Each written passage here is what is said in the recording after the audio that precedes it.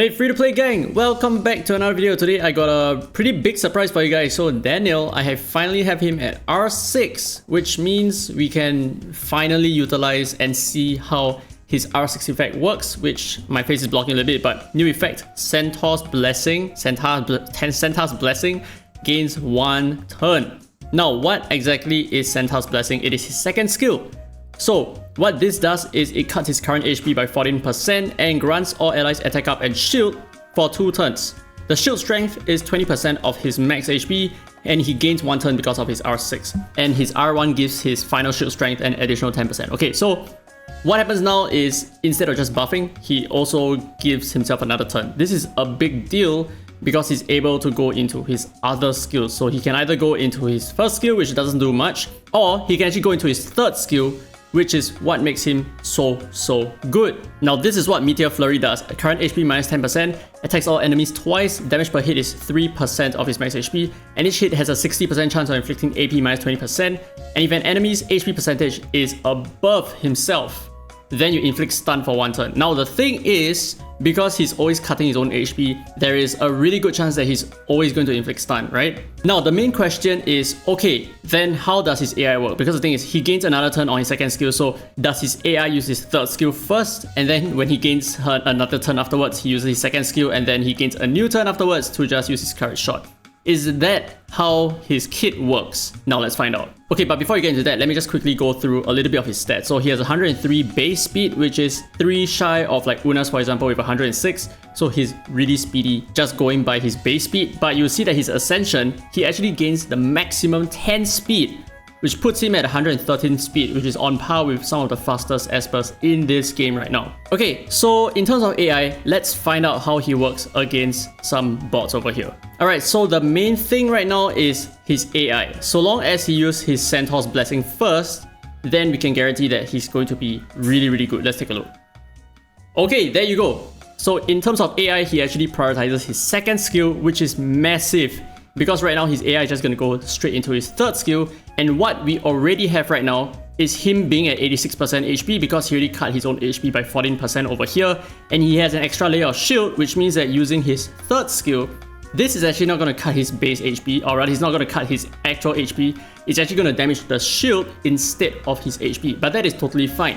So the thing is, he's already less than 100% AP, but the enemies here, they all have 100% AP. So he's gonna attack twice, and each hit has a chance of inflicting AP minus 20%. And at the same time, because all of these enemies, they have HP percentage above Daniel's, that's actually gonna inflict a stun for 1 turn as well. So let's take a look at what this looks like. 3 stuns. This is potentially probably one of the best attack buffers in the game right now. Now I say that with also acknowledging espers like Dahlia, Una's at R2 as well, maybe not Xuanpin, but you kind of see my point. Amongst all these espers with an attack up buff, he is very different. Not only is he giving you the attack up buff, he's also protecting you guys for 2 turns with his shield, which is really massive because it's based on his max HP, and his HP is just super tanky. And aside from that, he instantly throws a stun and AP down onto the entire enemy's team, which is really good for setting up some extra nukes, and of course ensuring that the enemies don't come back in case they somehow manage to survive your cleaves. Now some of you guys might compare him to Sienna, but here's the thing, right? Sienna has a base speed of 100 only, and in terms of ascensions, she only has 7 extra speed. So she has 107 speed at the start, whereas for Daniel, he has 113. So he's a lot faster, and aside from that, his proc chance of actually landing some controls here is a lot better than Sienna in my opinion, because Sienna only hits once,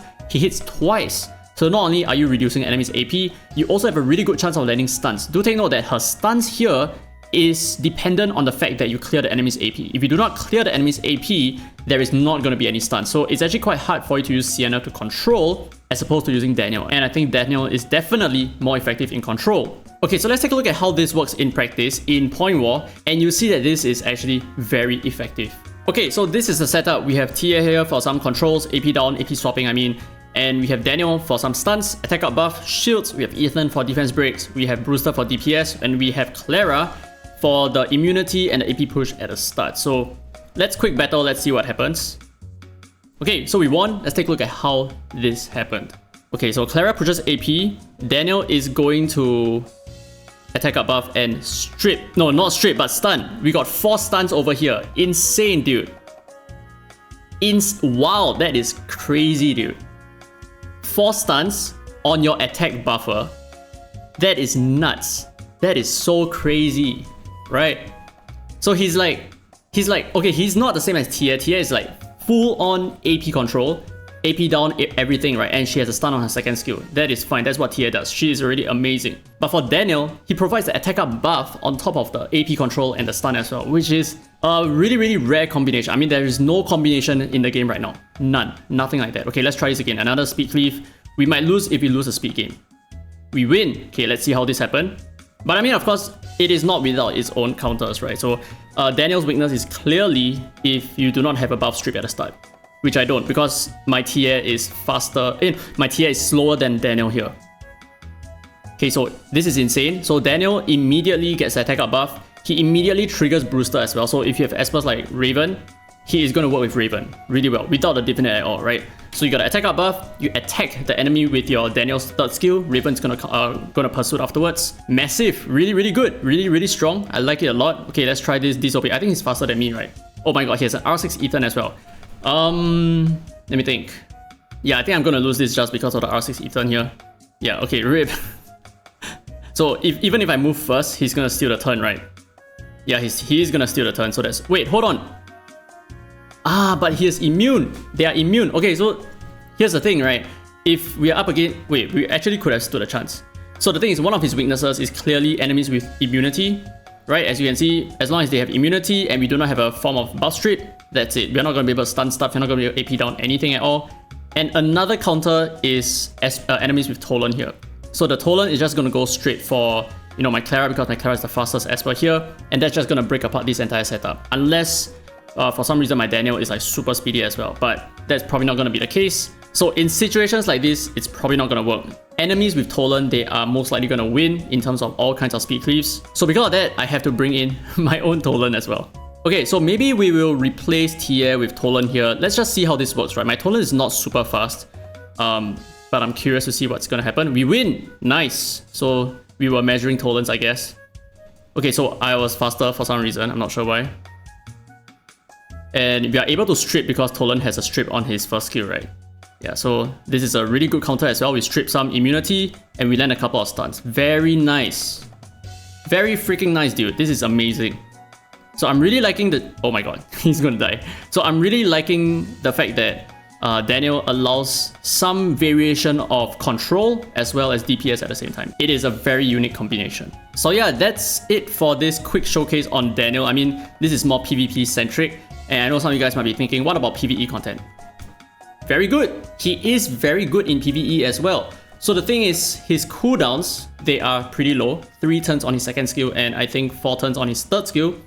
So he works really well with the Ocean set. And of course, he has this R4 effect where if any of his skills are on cooldown, he is always going to gain 18 extra speed, which is amazing. So his kit is actually really good right now at R6, right? So below R6, I don't think he's that usable, but at R6, he is definitely usable. And of course, he's very free to play friendly because he is entirely free. You can get him from the Divine Sequencer shop. So yeah, like I said, in terms of PvE content, you can definitely use him in a Calamity Island. That is one of the main places where he's going to shine in a lot. I mean, he is going to eat a few turns, but he's going to provide you with the extra attack up buff, the extra shield, and the extra control as well. All that in his kit. So excellent kit. That's it for this video. So I hope you guys enjoyed today's content. If you did, don't forget to thumbs up. It really helps the channel, and subscribe for more Dislyte content. Now that's it. This has been Derek Free to Play, and as always, I will see you in the next video.